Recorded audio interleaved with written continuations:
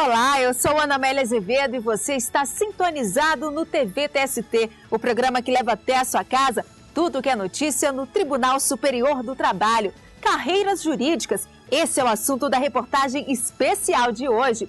A revista Pessoal de Empregados é permitida? Esclareça as dúvidas sobre o assunto. E a evolução do programa Trabalho Seguro é no quadro Memória. Tudo isso e muito mais no TV TST de hoje, que está só começando.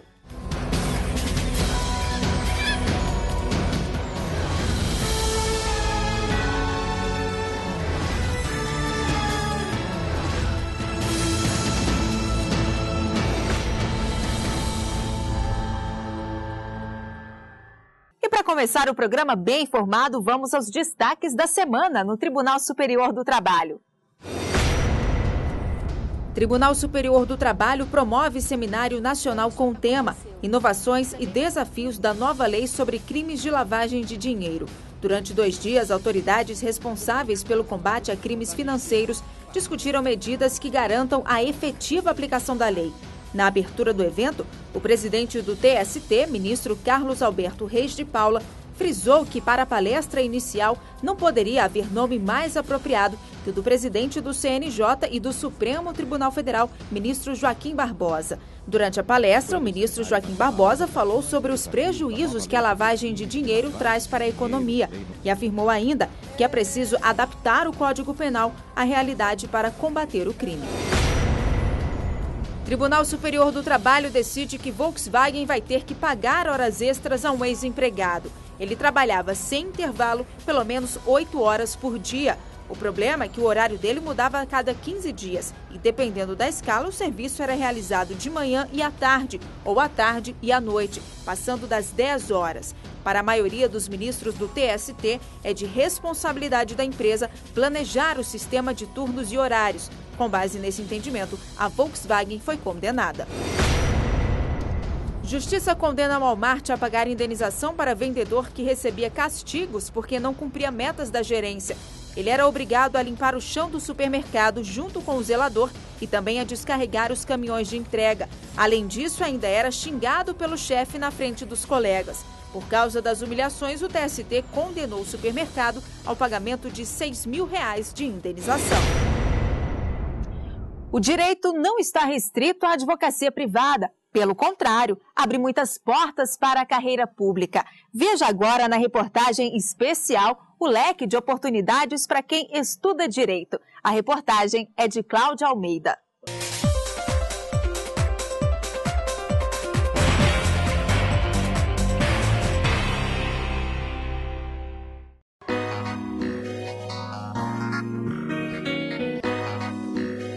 A noite é de gala para mais uma turma de formandos.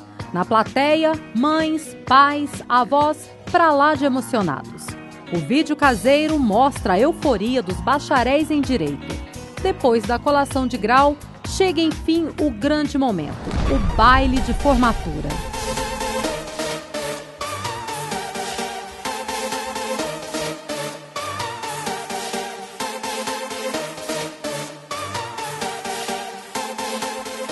Peron acaba de viver tudo isso, mas a comemoração tem que ser curta. Depois da festa, é hora de voltar aos livros.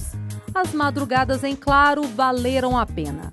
Ele acaba de ser aprovado no exame da Ordem dos Advogados do Brasil. Hoje, já pode subir em uma tribuna e defender o cliente. A OAB é como se fosse um selo de qualidade, né? O selo ali do Inmetro para rotular o profissional que vai te defender. Você vai representar os interesses de um terceiro, há necessidade de você passar por uma filtragem. E eu penso que a OAB é essa filtragem. A exigência está prevista em lei e vale para os bacharéis que querem atuar como advogados. O Brasil possui hoje 1.260 faculdades de direito, entre públicas e particulares. Por ano, cerca de 100 mil alunos se formam. Destes, apenas 25% são aprovados no exame da ordem. Mas, para atuar como advogados, os profissionais têm ainda que seguir um código de ética e disciplina. Prometo preservar a honra e a dignidade da profissão, atuar com honestidade, lealdade e boa-fé e estimular a conciliação entre as partes.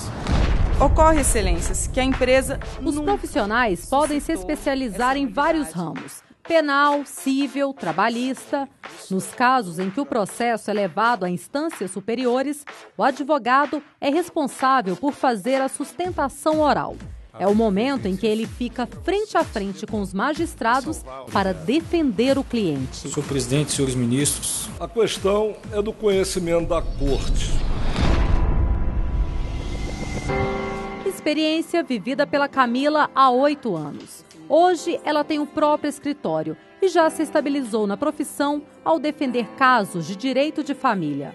Uma área em que nem sempre as histórias têm um final feliz. Graças a Deus a gente não tem filhos, mas assim, ele não quer separar, eu quero separar. Então... A advogada escuta com paciência. Sabe que, além de leis, está tratando com o destino de muitas vidas. O advogado, ele tem uma função precípua de ajudar o seu cliente, de resolver problemas. Então, ele toma para ele a causa do outro para que ele vá até as últimas instâncias e consiga o êxito. Mas o maior triunfo do advogado, realmente, é quando ele desenvolve uma tese e essa tese é chancelada por uma turma julgadora. E aí o advogado brilha, o advogado consegue reverter ou mesmo formular uma situação que outras pessoas serão beneficiadas. A liberdade de atuação exercida pela Camila e por milhares de profissionais Brasil afora é uma conquista que se deve principalmente ao papel desempenhado pela Ordem dos Advogados do Brasil. A instituição, criada em 1930, durante o governo de Getúlio Vargas, é responsável por fiscalizar o exercício da profissão. E se algum daqueles princípios éticos for quebrado, a ordem também pode atuar. Nós temos casos, por exemplo, onde é declarada a inidoneidade do advogado, por exemplo, pela prática de um crime infamante, um estupro, um latrocínio. Então, nesses casos, a ordem analisa a situação e expulsa esse advogado dos quadros.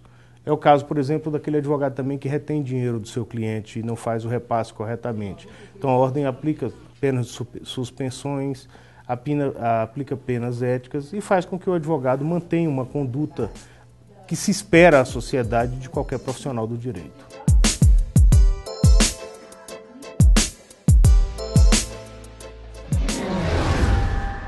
É no tribunal que entram em cena vários profissionais da área do direito: acusação, defesa, promotor, juiz. Veja na segunda parte da reportagem como é o dia a dia nos tribunais. É assim todos os dias. Conflitos, questionamentos e tragédias tomam conta das manchetes dos jornais, invadem a internet e os noticiários da TV. Ele sofreu um acidente de trânsito enquanto trabalhava e ficou paraplégico. Um dos vasilhames explodiu, atingindo os trabalhadores que foram socorridos com vida, mas não resistiram aos ferimentos e morreram no hospital. E aí todo mundo começa a se questionar. Não dá para você, por exemplo, querer fazer justiça com as próprias mãos. Eu tenho muito a perder, mas a pessoa que causou esse crime certamente não tem.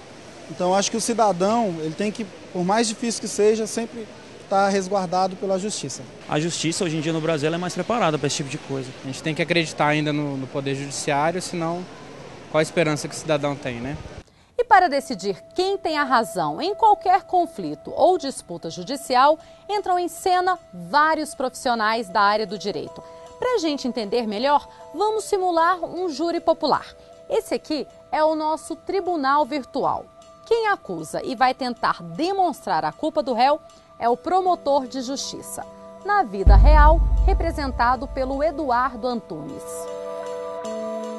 Atual vice-procurador-geral do Trabalho, ele conta que o primeiro passo para apresentar uma denúncia à Justiça é ter todas as provas necessárias contra o acusado. A face mais conhecida do Ministério Público pela população é a do Ministério Público dos Estados, que promove a ação penal contra as pessoas que cometeram crimes, mas isso também é exercido pelos membros do Ministério Público Federal, perante a Justiça Federal, mas também os membros do Ministério Público têm uma atuação muito grande nas causas cíveis, tanto na Justiça dos Estados, na Federal e também na nossa área, na Justiça do Trabalho, propondo as ações civis públicas que buscam solucionar os problemas que atacam os direitos difusos e coletivos da sociedade ou de grupos sociais. E se tem o profissional que acusa, é preciso também ter a defesa. Caso o cliente não tenha condições de pagar um advogado, ele tem direito a um defensor público. E quem vai ocupar essa cadeira é a Liana Pacheco.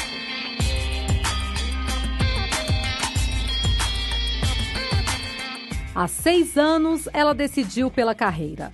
Hoje, trabalha na Defensoria Pública do Distrito Federal. Tudo começa pelo atendimento. Aqui, as pessoas contam os problemas e pedem o auxílio do profissional. O primeiro passo é tentar resolver o conflito por meio da conciliação com a outra parte. Quando isso não é possível, o defensor público leva o caso à justiça. A gente vê a materialização da cidadania, de se fazer cidadão, onde a pessoa exerce seu trabalho, vive com sua família, vive em sociedade. Isso é fascinante, porque você muda realidades, né? Você é um ator que ajuda a mudar uma realidade. E depois da acusação, defesa e depoimentos das testemunhas, os jurados votam e aí sim o juiz vai ler a sentença, absolvendo ou condenando o réu.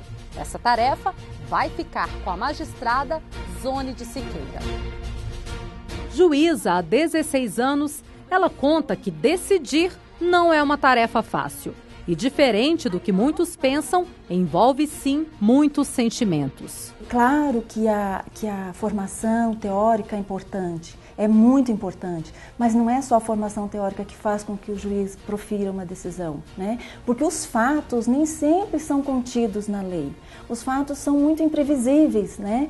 A lei não consegue criar uma situação legal para cada fato do cotidiano. Então, por isso que tudo que a gente sabe, tudo que a gente adquiriu, tudo vai se sedimentando e vai fazer parte daquela decisão. Uma decisão sempre é carregada de sentimento, sim, não tem como não ser carregada de sentimento, porque são carregados de valores. O que eu considero como valores na minha vida, né? O bem e o mal. Não existe isso? Então, o justo está ligado a sentimentos de valores. Sensibilidade, mas também frieza de raciocínio. Sem contar as noites em claro para analisar os processos. E para cada profissional que escolheu uma dessas carreiras jurídicas, o retorno pode estar na transformação, não do mundo, mas no destino de muitas vidas.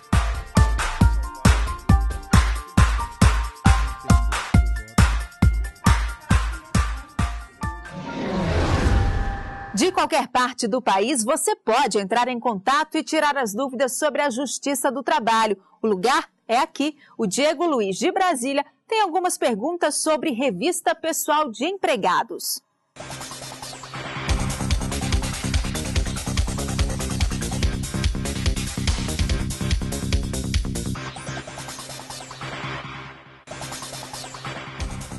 A revista pessoal de trabalhadores é permitida. A revista pessoal de pertences dos empregados, feita de forma impessoal e indiscriminada, é inerente aos poderes de direção e de fiscalização do empregador e, por isso, não constitui ato ilícito. A revista pessoal normalmente é permitida desde que respeitada a dignidade do trabalhador e alguns requisitos. Quais sejam? Que ela seja uniforme, que não seja discriminatória, que não seja específica a um grupo determinado de trabalhadores, que os trabalhadores daquela empresa tenham conhecimento prévio de que aquela rotina será estabelecida na empresa e que não haja qualquer tipo de discriminação vexatória àquele trabalhador. O empregado pode recusar a revista? Sim, é direito dele, mas normalmente a recusa pode resultar na demissão. O trabalhador ele pode recusar a revista, é um direito dele. No entanto, tratando-se de uma norma da empresa, ele estará desrespeitando aquela norma. Isso pode ensejar uma advertência e, se reiterada, até uma dispensa. A revista íntima é permitida? A lei proíbe as revistas íntimas nos empregados, mesmo que sejam realizadas por pessoas do mesmo sexo. A revista íntima ela é vedada nos termos da CLT, mediante o artigo 373A, inciso 6º. Ela não é permitida em nenhuma hipótese, porque, nesse caso, há um contato físico, a intimidade do trabalhador ela é exposta, então não pode ocorrer a revista íntima em ambiente de trabalho.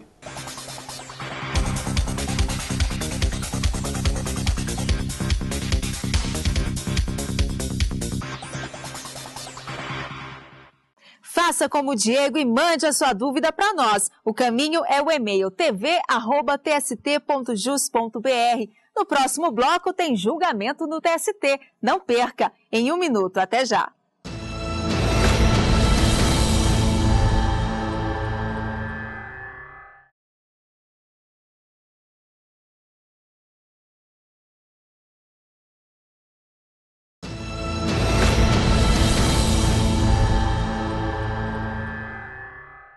Abandono de emprego é o assunto da súmula número 32 do TST. Veja o que ela diz. A súmula número 32 do TST diz: presume-se o abandono de emprego se o trabalhador não retornar ao serviço no prazo de 30 dias após a cessação do benefício previdenciário, nem justificar o motivo de não o fazer. Essa súmula ela tem o condão de normatizar ou de determinar que o empregado, não só o empregado, mas também o empregador, eles têm que se comunicar um ao outro, porque é tanto a obrigação do empregador quanto do empregado comunicar entre si ou levar um conhecimento do outro qual o período de que o benefício previdenciário ele dura. Porque se por acaso o empregado ele mantém-se no benefício ou extingue-se o benefício e o empregador não tem esse conhecimento, se ele vier a faltar por mais de 30 dias, considera abandono de emprego. Ele pode ser demitido por justa causa. E vamos ao julgamento de destaque no Tribunal Superior do Trabalho. Entenda o caso na reportagem. Empresa Paulista de Engenharia fica livre de pagar verbas trabalhistas a um ex-funcionário. Para a Justiça, uma testemunha de acusação mentiu no julgamento. Tudo começou com a reclamação de um ex-fiscal que processou a empresa pedindo diferenças de horas extras e adicional de insalubridade. E um outro empregado depôs a favor do colega que fez a reclamação. Mas a companhia de engenharia conseguiu provar que a testemunha entrou em contradição. As informações como horários, jornada estendida e condições de trabalho eram diferentes das que já haviam sido dadas em depoimento anterior. Com base nesse fato, o Tribunal Regional do Trabalho de São Paulo absolveu a empresa de engenharia, que argumentou também que os dois trabalhadores eram amigos íntimos. O caso veio parar no Tribunal Superior do Trabalho. Em análise na seção 2 de dissídios individuais do TST, o relator ministro Guilherme Caputo Bastos votou a favor da sentença do regional. O ministro disse que a prova produzida teve a falsidade devidamente comprovada nos autos da ação rescisória.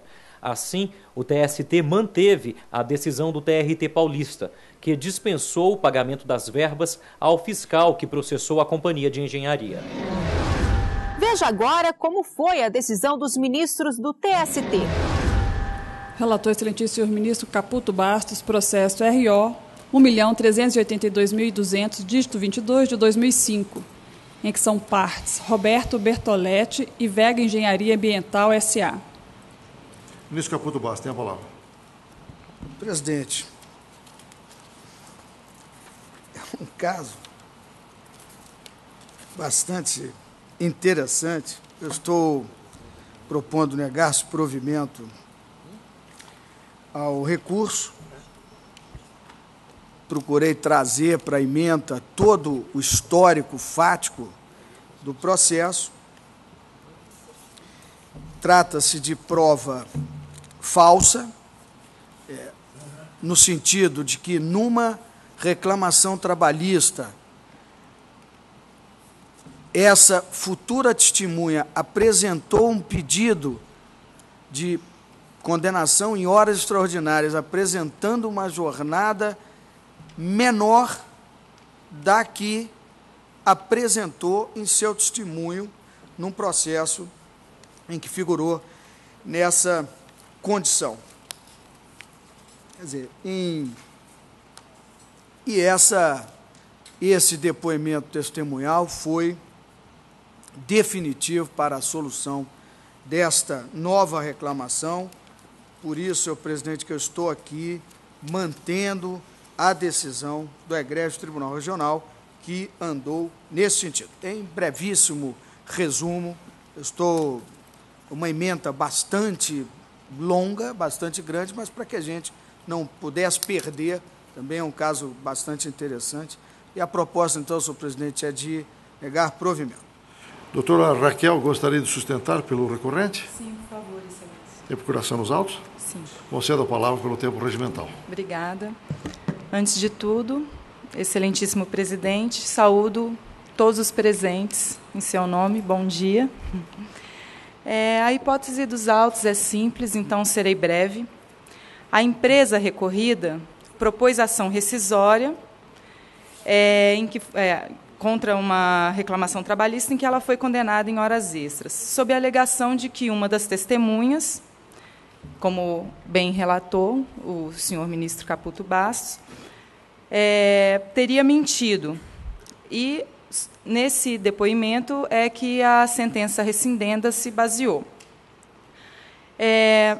Ocorre, excelências, que a empresa nunca suscitou essa nulidade na reclamatória trabalhista que está sendo objeto da ação rescisória. Só agora, depois de 8 anos, excelências, já na fase de execução, é que ela resolveu suscitar que houve a alegada nulidade no depoimento da testemunha, que ela teria mentido, mesmo ela estando com a tal reclamatória trabalhista em mãos. Ora, o artigo 795 do CPC é bem claro ao dispor que as nulidades devem ser arguídas na primeira vez em que as partes tiverem de falar nos autos. No entanto, essa suposta nulidade, como eu disse, somente foi arguída 8 anos depois da decisão condenatória ter sido proferida, tendo a empresa permanecido inerte durante todo esse tempo, e mesmo nas diversas oportunidades em que ela poderia ter se manifestado, ela não o fez.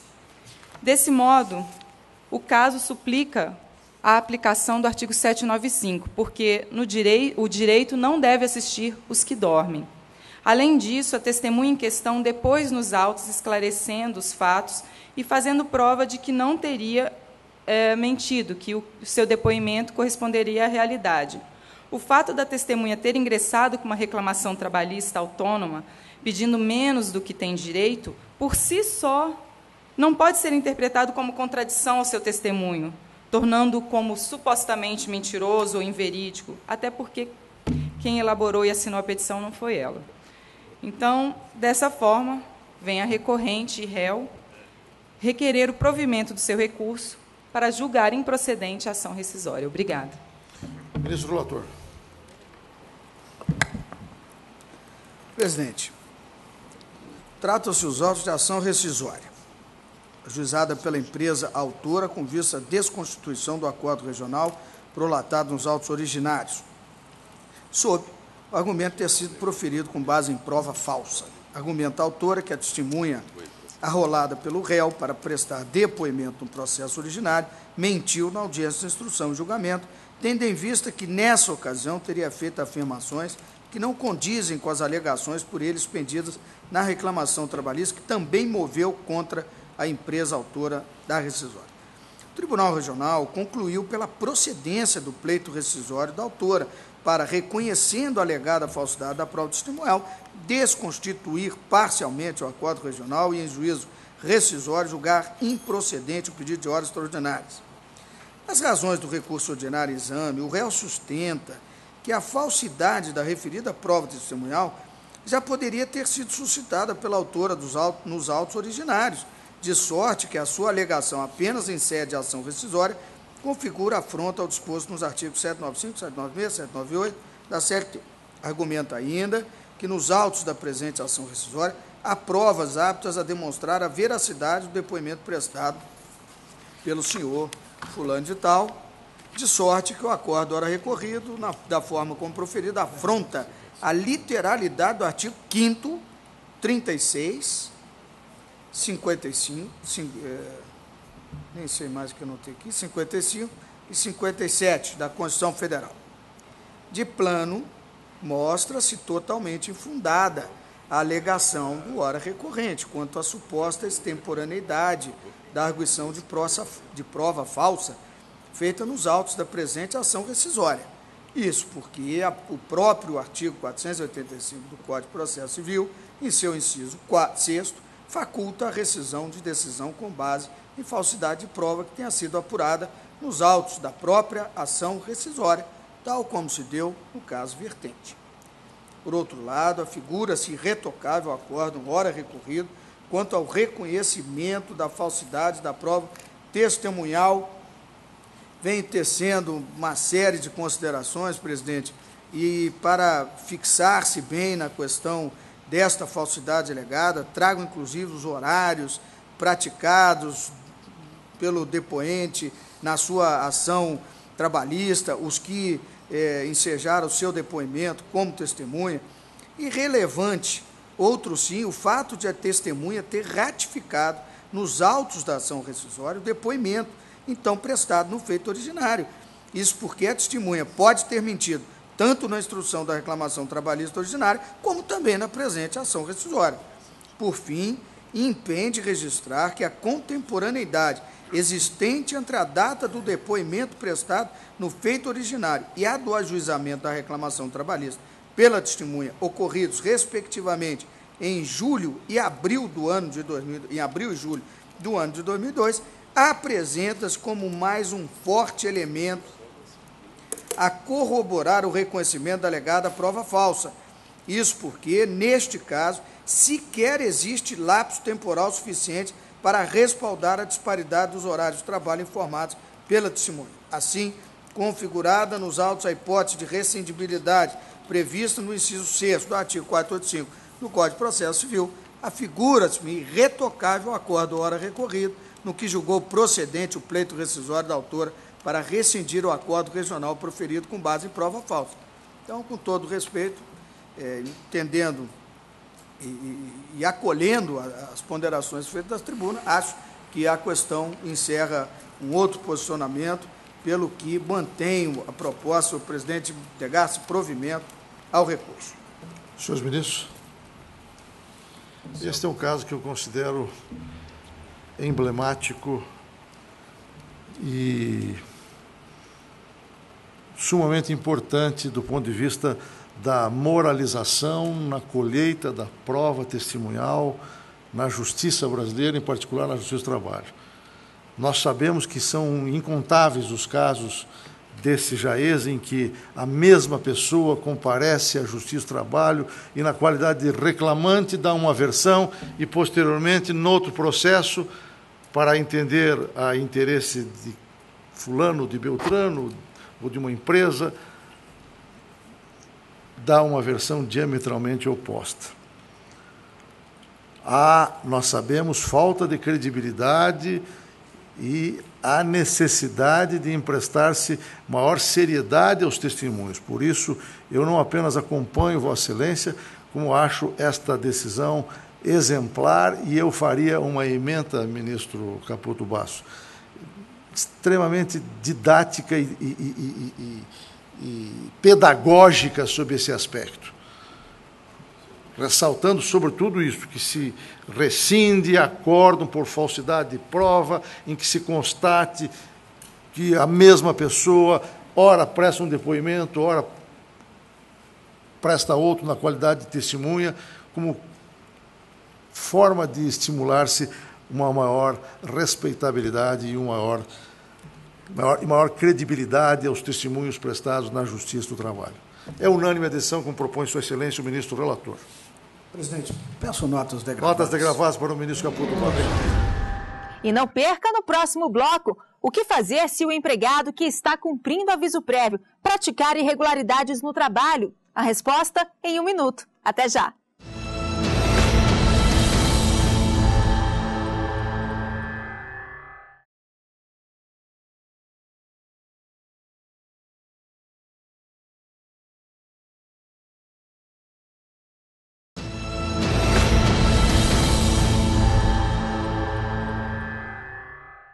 Nossa equipe foi às ruas tirar as dúvidas da população. Veja a pergunta do empresário José Nilton Rocha. Eu quero saber o que fazer quando o empregado que estiver cumprindo o aviso prévio cometer algum tipo de irregularidade no trabalho. Bem, é preciso lembrar que o aviso prévio é uma obrigação que tem tanto o empregado quanto o empregador, em qualquer contrato de trabalho que não tenha prazo definido. Porque, como o nome diz, é uma comunicação prévia de que aquele que comunica pretende terminar o contrato. Então, o empregado que quer ir embora da empresa, quer pedir demissão, ele deve pré-avisar o empregador, dar o aviso prévio de 30 dias. E, ao contrário, a empresa quiser despedir alguém sem justa causa, sem motivo, salvo aqueles casos de empregado que tem garantia de emprego, que são estáveis, quanto aos demais, a empresa tem que avisar com 30 dias. Então, percebam, depois que a empresa pré-avisou o empregado, se ela optar pelo trabalho durante o aviso prévio. Por quê? Porque a lei prevê a possibilidade da empresa dispensar o empregado dos 30 dias de trabalho, pagando esses 30 dias. Mas o que a questão que você coloca sugere é que a empresa disse, olha, daqui a 30 dias eu vou romper o seu contrato, sem que você tenha dado causa. Esses 30 dias de aviso prévio são considerados como período de vigência de todas as outras cláusulas do contrato. Então, a obrigação de trabalhar, de não atrasar, não faltar, fazer o seu serviço, todas as obrigações. Se no curso do aviso prévio o empregado cometeu uma falta, o empregador pode transformar a despedida sem justa causa em despedida por justa causa. O que é que significa isso?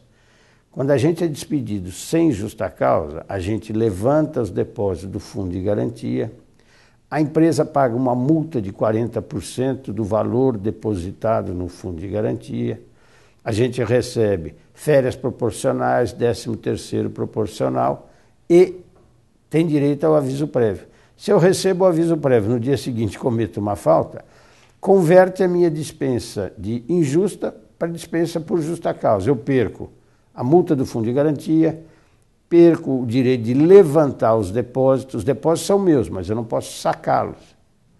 Perco o prazo do aviso prévio. Essa é a consequência para aquele que comete uma falta no curso do aviso prévio. O dano moral é aquele que afeta a personalidade e, de alguma forma, ofende a moral e a dignidade da pessoa. A indenização é gerada na hipótese de o indivíduo entender que teve lesada sua privacidade, seus valores. Mas e na Justiça do Trabalho? Como ocorre a reparação do prejuízo por dano moral? Esse é o tema da nossa entrevista de hoje.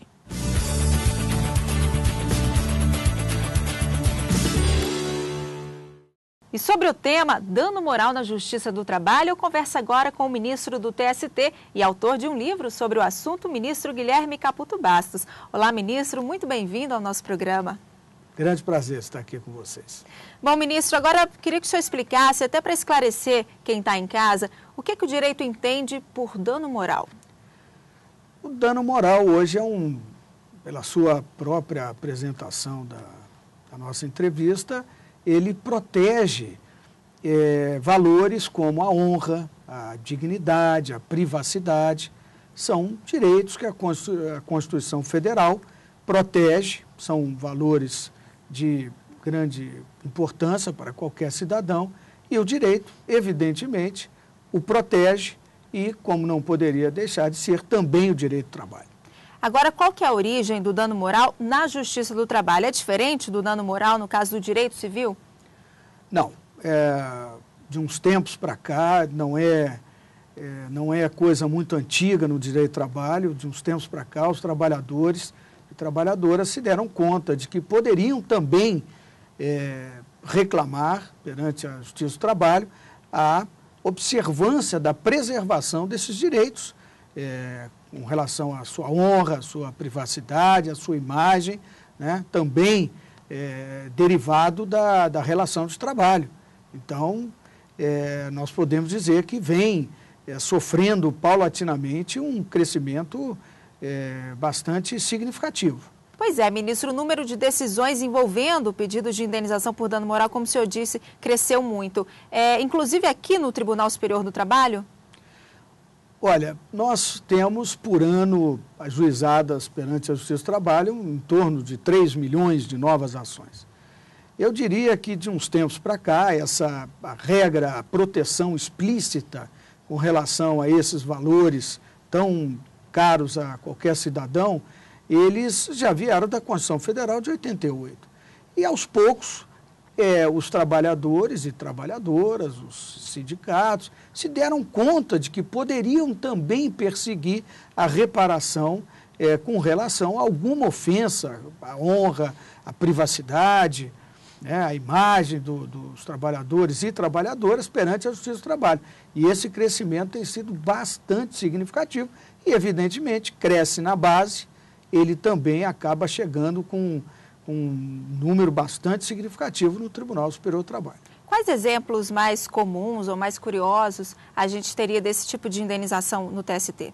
Olha, hoje nós temos uma incidência bastante grande de reparação por dano moral em acidentes de trabalho, talvez seja um número mais significativo. Nós temos muitos casos de assédio moral também, que é uma consequência bastante maléfica para a relação de trabalho. Nós temos muitos casos e muitos curiosos também, né? Da mesma forma que se buscou a preservação desses direitos, nós observamos também algumas aventuras, verdadeiramente aventuras sem nenhum propósito de preservar esses direitos tão caros a todos nós. Nós temos, inclusive, no TST uma súmula que trata da questão, é a súmula 392. O que ela diz, ministro? A súmula 392, à época em que havia alguma possibilidade de divergência quanto à competência, ela diz que, efetivamente, a redação do artigo 114 da Constituição Federal não dá margem a que não se reconheça a competência da Justiça do Trabalho para examinar questões que envolvam o dano moral decorrente da relação de trabalho. Agora, como é que a gente pode comprovar que, no caso, houve dano moral? É mais difícil de provar? A prova do dano moral, ela é bastante complicada. Nós aqui temos, assim, o cuidado de, por exemplo, nas questões de assédio moral, né, que às vezes é uma prova bastante difícil para o trabalhador ou trabalhadora, e nestes casos, os juízes de primeiro grau, os tribunais regionais de trabalho, o Tribunal Superior do Trabalho, têm procurado identificar nesse ambiente em que ocorreu esse assédio, né, esse dano à privacidade, à intimidade, à honra do trabalhador, tem se procurado colher essa prova, às vezes até fazendo uma alteração no ônus de quem deve provar. O trabalhador ou trabalhadora que requer a condenação de uma empresa numa reparação de dano moral, pela regra normal, o ônus de provar o fato seria dela. Mas em algumas questões, algumas situações excepcionais, se interpreta isso no sentido de alterar esse ônus para que se possa efetivamente fazer essa prova. Mas cada caso é um caso, a gente tem procurado ser assim bastante rigoroso nessas questões, porque se enxergou de um tempo para cá assim, algumas situações bastante importantes e é necessário que se pratique esse instituto assim, que é muito, muito importante hoje para o direito do trabalho. É comum haver esse tipo de indenização mesmo antes da contratação? Eu defendo, inclusive defendi nesse livro que você fez referência, que o dano moral ele se pode se verificar durante a relação de trabalho, durante o contrato de trabalho, como também pré e pós-contrato. Ele não se restringe, não se delimita na vigência do contrato de trabalho.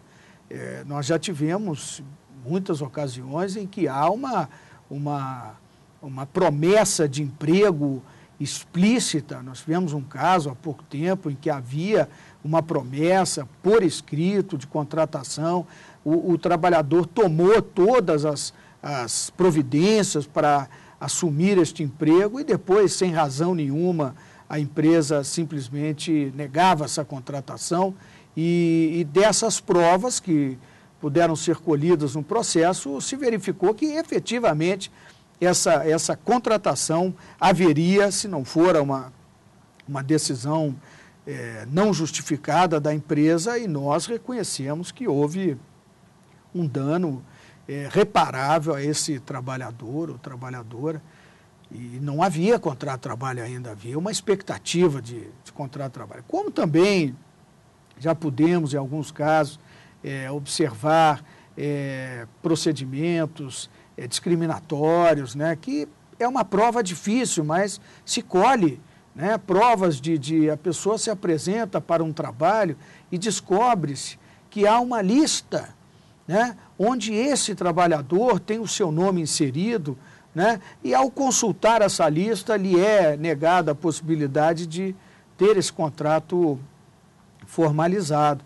De forma que é verdade que o dano moral pode se verificar antes e depois. Depois também, né, o trabalhador cessa seu contrato de trabalho, cessa sua relação de trabalho com a empresa, e a empresa, posteriormente a essa cessação, presta informações injuriosas, né, que difamam, né, que atingem a honra desse trabalhador ou trabalhadora, e há também a possibilidade de se buscar na Justiça do Trabalho essa reparação.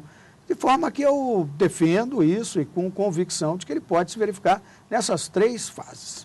Bom, o dano moral, ele gera muita discussão, né? O que teria motivado o senhor a fazer um livro sobre o assunto? Seria essa polêmica em volta do dano moral? Olha, eu, de uns tempos para cá, devido até a esse crescimento importante no número de ações em que nos deparamos com a discussão do dano moral, ele realmente me estimulou. Eu tive assim, a oportunidade de ler muitos autores e autores de altíssimo gabarito, né, e palestras, tive a oportunidade de ouvi-las também em grande número e me interessei pelo tema. Era um tema novo e de uma extrema importância para o direito do trabalho. E procurei fazer o meu estudo, buscando a origem do próprio direito, do que seria a moral, a ética, né, a honra, né, e desenvolver para chegarmos aos dias de hoje e como aplicá-lo ao direito, como aplicá-lo, sobretudo, ao direito do trabalho, né? E acho que hoje vejo que o trabalho que demandou aí um grande sacrifício, embora seja uma obra muito modesta, uma obra apenas para também instigar outras pessoas que estudem o assunto, eu vejo que ela me foi bastante útil, porque, como eu lhe disse, cresceu, mas assustadoramente, o número de ações envolvendo o dano moral. E isso, evidentemente, nos habilita e nos prepara mais para enfrentá-las, né? Bom, o senhor disse que cresceu o número de ações, mas a questão dos valores que costumam ser pagos nessas indenizações é uma questão ainda muito polêmica também, né? Hoje eu diria que a maior dificuldade que nós temos nas ações que envolvem o dano moral é exatamente a fixação desses valores. Nós não podemos atribuir apenas a sensibilidade, aos critérios da razoabilidade e da proporcionalidade para fixar um ou outro valor. Há critérios até de certa forma objetivos, a capacidade da empresa, né, a gravidade do dano, né, a repercussão desse dano para o trabalhador e para a empresa também. É possível que o dano seja devido à empresa, né, pelo trabalhador. E hoje o que se procura e o que eu tenho procurado assim fazer com muita dedicação é que nós pratiquemos nos processos afetos à justiça do trabalho valores dentro de um parâmetro, dentro de valores que são praticados na grande maioria dos julgamentos que envolvem dano moral. Então, o dano moral, houve até corrente que dizia que não deveria se falar em reparação porque não é um dano mensurável. Claro, ele por não ser mensurável, aí a dificuldade natural de se falar, olha, essa ofensa à honra, ela vale tanto, né, para um, para outro, ela valerá de forma um valor diferenciado. Ah, bom, quando ofensa à intimidade, o valor é um, noutra situação o valor é outro. Então, o que nós estamos preocupados hoje, vejo que os meus colegas do tribunal, dos tribunais regionais e juízes de primeiro grau têm procurado exatamente trabalhar em cima desses valores, desses parâmetros, para que não se pratique eventualmente até uma injustiça com situações absolutamente idênticas. Pois é, alguns doutrinadores, eles defendem um tabelamento de valores. O senhor segue essa linha de pensamento ou acha que isso não caberia? Nós já tivemos até projetos de lei nesse sentido. Eu acho que tenho convicção, melhor dizendo, de que se deve atribuir ao bom senso e à sensibilidade do julgador a fixação. Sem tabelamento, porque há uma dificuldade quase que natural de fixar numa tabela valores. Uma falta levíssima, então vai de 10 a 30 mil reais. Uma falta média, é difícil, né? Porque o subjetivismo é absoluto em questões de dano moral. Agora, o que eu acho que deve se observar quando nós enfrentarmos, por exemplo, um trabalhador de banco que não está habilitado e nem treinado para transporte de valores, ele é colocado para essa função, colocando em risco a sua integridade física, né, a sua vida. Bom, ele faz isso em Manaus. Há uma condenação de X. A condenação nessa mesma situação em Porto Alegre não pode ser diferente, ou em Belo Horizonte, ou no interior de Goiás.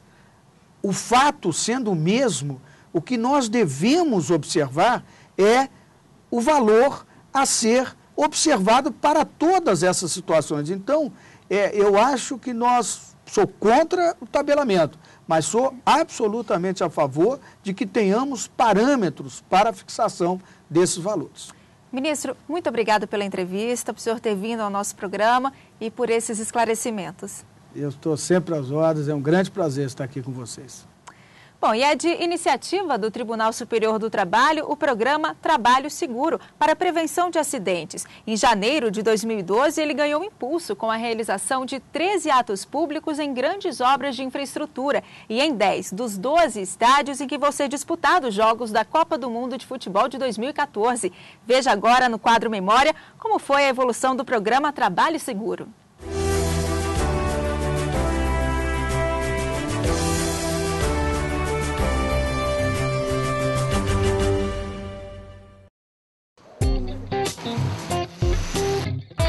O Programa Nacional de Prevenção de Acidentes de Trabalho, também chamado Programa Trabalho Seguro, foi criado para diminuir o número de acidentes entre aqueles que movimentam a economia do país, ou seja, todos os trabalhadores. É uma iniciativa do Tribunal Superior do Trabalho e do Conselho Superior da Justiça do Trabalho, em parceria com diversas instituições públicas e privadas. O Programa Trabalho Seguro surgiu em face deste quadro social inquietante do número dos acidentes de trabalho e, obviamente, porque os acidentes de trabalho também impactam a justiça do trabalho, impactam a justiça do trabalho em processos trabalhistas. São milhares os processos trabalhistas com que se vê abraços a justiça do trabalho ano após ano e, portanto, a justiça do trabalho não poderia ficar indiferente, impassível diante desse fenômeno.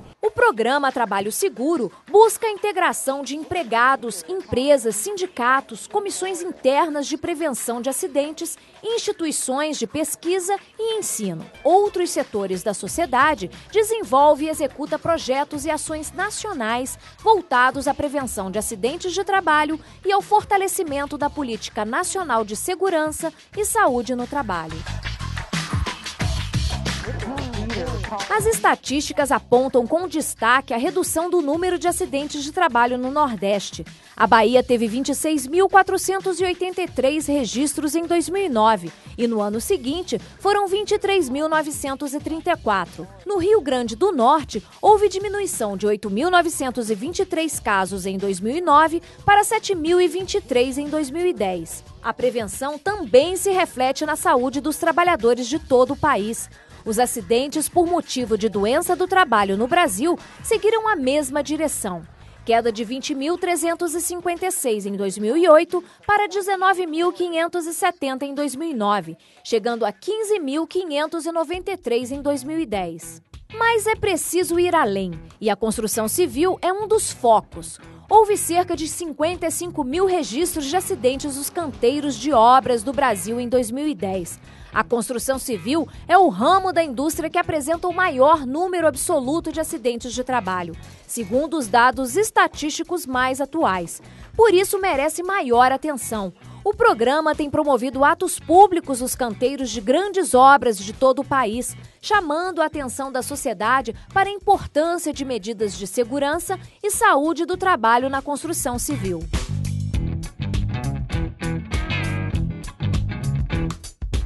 Falar de construção no Brasil, neste momento, é falar de estádios. O país vai sediar grandes eventos esportivos. A Copa do Mundo vai ser aqui em 2014. E gigantescas arenas estão sendo erguidas, moldadas com muito concreto, ferro e, claro, esforço e suor de milhares de trabalhadores. Desde o início de 2012 até agora, o programa Trabalho Seguro levou ações de prevenção a 11 grandes arenas que vão sediar os Jogos do Mundial. Passando pelo Maracanã em março, Estádio do Mineirão em Belo Horizonte no mês de junho e Mané Garrincha em Brasília em julho. Por último, em 2012, a Arena da Amazônia em Manaus, que recebeu o ato público para a prevenção e combate de acidentes do trabalho em dezembro. A prevenção de acidentes também ocorre em grandes empreendimentos estratégicos para o crescimento do Brasil, como as hidrelétricas. A Itaipu Binacional, em Foz do Iguaçu, contou com ações do programa. E a hidrelétrica de Santo Antônio, em Porto Velho, Rondônia, contou com as iniciativas em novembro. Outra ação do programa Trabalho Seguro é agilizar indenizações. Ele confere prioridade para a tramitação e julgamento de reclamações trabalhistas que envolvam acidente de trabalho. Por isso, o envio das cópias das decisões que reconhecem a culpa do empregador para a Procuradoria-Geral Federal é mais rápido. Se recomendou a todos os juízes do trabalho brasileiros que deem prioridade no julgamento, na tramitação e no julgamento de todas as reclamações trabalhistas cujo objeto seja indenização por dano moral ou material advindo de acidente de trabalho. Está claro que é uma forma, esta agilização, conquanto não prevista em lei, é uma forma de atenuar-se a lesão sofrida pela vítima de acidente de trabalho. Por essas e outras ações, por tanto esforço, veio também o reconhecimento. No programa Trabalho Seguro, foi destaque na 9ª edição do Prêmio Inovare. O projeto foi vencedor na categoria Tribunal por ser uma prática bem-sucedida e que contribui para a modernização, rapidez e eficiência da justiça brasileira. Este programa é, antes de mais nada, um programa mediante o qual a Justiça do Trabalho lidera uma causa humanitária, uma causa de defesa de um dos principais direitos humanos, que é o direito à vida e o direito à dignidade. O TV TST termina aqui, mas você pode continuar ligado nas notícias do Tribunal Superior do Trabalho pelo Twitter, Facebook, YouTube e em tempo real pelo site tst.jus.br. Na semana que vem tem mais TV TST e eu espero você. Até lá!